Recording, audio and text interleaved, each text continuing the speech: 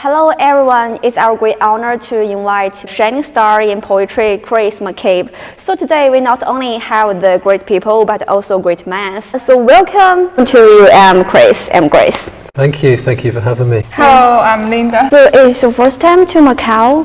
What kind of things do you expect to see in Macau? Because many people and tourists show great interest only in the casino in there. So how about you? I'm not sure if I'll see any casinos while I'm here. I've come to this gathering of poets from around the world and academics and thinkers about poetry. I've already seen a little bit of Macau. I came from Hong Kong yesterday and got the ferry across to Macau in the typhoon storm, which was very exciting. And yeah, I've been shown around by students today, so I'm taking it in. I'm starting to get a sense of this amazing place that I've come to. So if you also stay here for some days, where do you want to travel in Macau? That's down to where people take me. I'm been on campus at the moment, so I've seen a lot of the university. We have some discussions, poetry, and some poetry readings over the next few days. And then in a few days' time, I'm going to be shown the ruins of St. Paul's, I believe, which I'm looking forward to. And other places that the people who know Macau would like to show me. Okay, we'll try to recommend you all the time about Macau. We hope you have some inspirations about Macau in your poetry. Fantastic, I'm sure I will. Chris, I have some small questions for you. First, I want to know, where is your inspiration from when you are creating a new work? I write a lot about cities, and in particular London. So the inspiration comes from being in the city and walking around the city and really listening to people. A lot of what I like to put into poetry is spoken language and overheard language. So that makes it very exciting in terms of making a poem, because whenever you walk outside, there's a possibility whatever you see, whatever you hear, can then become part of the next poem that you're going to write. And the wonderful thing about poetry, I think, is you cannot choose the moment that you're going to write that poem, but often a series of connections will happen and you'll find that you've got the material for your next poem. Yeah, so most materials just from your daily life, what you have seen, what you have heard. The second question is I want to know, so what other poets do you admire up to now? Oh, that's a really good question. I like a lot of poets and a lot of poets from different time periods and from different places in the world. So I like a lot of old English poets and playwrights from the Jacobean period who were writing shortly after Shakespeare. They had a wonderful freedom with language because in English we had no dictionary at that time, so poets could make words up, which is a very exciting position to be in and one that all poets should look to do, I think. I like William Blake. He's quite a radical, eccentric poet from around the Romantic period, and he did wonderful experiments bringing together text and image. So he created a new way of presenting poetry on the page. I'm more up to date. I like a lot of modernist poets. So I like a lot of American poets from different periods in the 20th century. And I like a lot of my contemporary poets, the wonderful poets across the world who are innovating and experimenting and trying out new ways of writing poetry.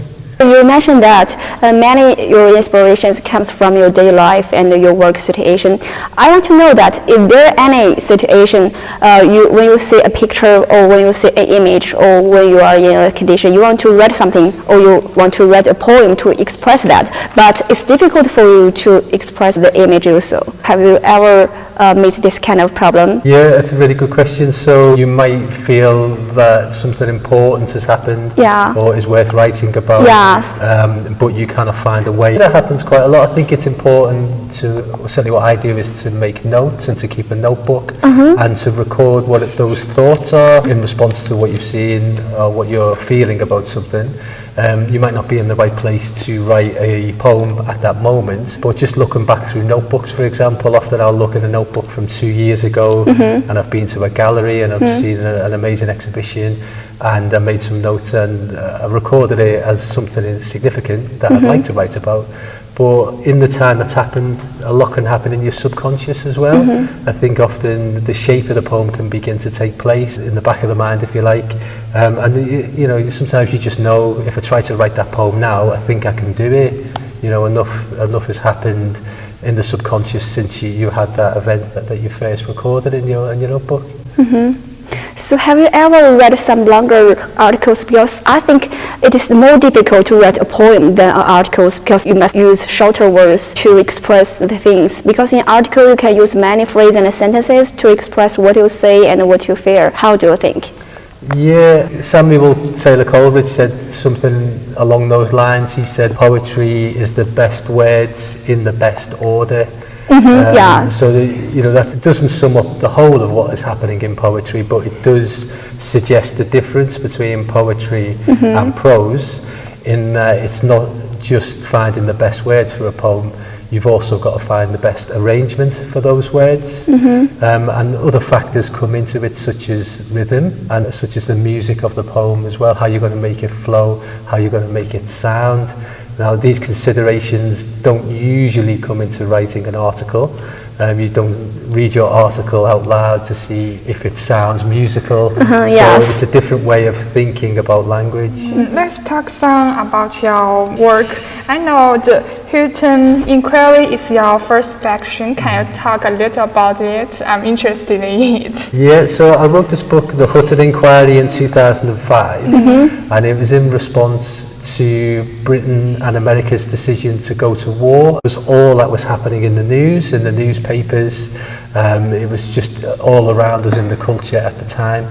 And like a lot of people in the world, I think at that time, outraged a decision had been made by the British government to go to war when that decision was not authorised by the British people at all. It was, it was a form of comradeship between the British Prime Minister and the American President that had nothing to do with the viewpoint of the people. So my poems in that book responded to the language that had been used by the British government to make that decision, and they twisted language quite a lot. Language became quite a slippery thing. They would change individual words to justify their decision to go to war. So I thought, as a poet, it was an intuitive response, but I thought really when I reflected on it that it was a poet's role, maybe looking after the language and claiming the language back from the people who were abusing that language. So really that's what that book is about. So do you ever have struggle when you're writing a new work? Yeah, I think it takes a while really to decide what I'm doing sometimes with a new work. It's very often a automatic response, and the work can almost happen before you fully realised what you are doing. So with the Hilton Inquiry poems, I couldn't articulate them the way I've just articulated them at the time. I was simply writing poems about what I saw and the way I felt. Yeah, I've got maybe a dozen projects, got a tiny bit of writing attached to them, and the time isn't right for me to really finish those projects. So hopefully, there's plenty of time to finish them. So have you ever struggled for the deadlines for the publications because you have to submit your poems to the publishers? Yeah, I know one poet who's got a notebook for his poems, and he's got another notebook for titles. So he's already thinking ahead, and I wish I did that, because I do sometimes not struggle for an idea for a title, but struggle to choose which title. Often I might have 3 or 4 titles that I like, but you've got to make a decision, and of course when you've published a book, that's it, it's final, it's out into the world, and that's what it's known as. It's probably a bit similar to naming a child, you've got to try and get it right. So when you were a child, have you ever thought about that one day you will become a famous and a successful poet in the future? No, I still think about being a famous and successful. I'll get there. I was always interested in language and reading increasingly, and the imagination. I didn't think it was possible to even be a poet as a kind of thing in the world. I didn't know about it. No one ever said you should be a poet. It kind of, it really did just kind of happen over time, but it was an extension of all the things that I really cared about and the things that I really enjoyed when I was younger. So I think you are very lucky because you can do your own career with your beloved poetry, and meanwhile you got the fame and the wealth. I think so. So I'm waiting for the wealth. I want to know that initially what makes you want to be a poet? just because you have great interest in language and in writing or reading something? Yeah, to me, being a poet is about being outside of things, maybe. I think there's not many positions you can take it, many careers, if you like, to use that word, you can decide to follow, where you can actually be quite outside of society in a way, because there is a freedom to think and to comment and to develop a style, actually. You know, I think every poet who's worth reading has developed a style, and that really is about taking a step back from the way society works and really digging your feet in and deciding the things that you care about and how you want to say them. So yeah, it suits me. You know, I think people have got to decide for themselves what being a poet means, and that's what it means to me. Because I heard some writers say that when you write something for yourself, it is very happy because you just want to record what you say and what you feel about. But when it is become a commercial thing, you need to write for some publications, you need to write for someone else. It's very, very painful. So how about you? Yeah, I do write prose as well. I've written a couple of prose books, and it's a very different experience.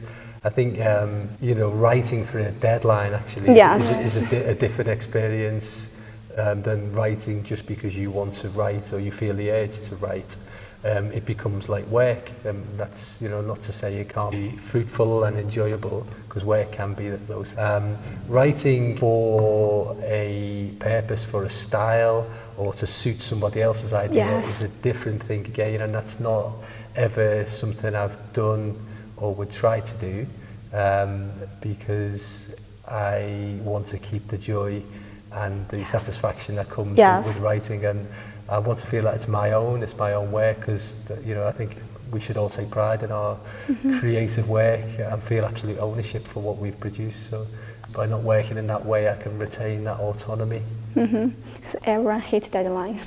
Yeah, they love it. I also think the process of writing is a bit sweet. Sometimes you have to be hurry up before deadline, but I think you must get pressure from your own word. So I want to know, what do you enjoy most about your work? Yeah, I think is space. And when I say it's space, it's the idea of a mental space. Yeah, a place where I absolutely know what I'm working on, what the project is.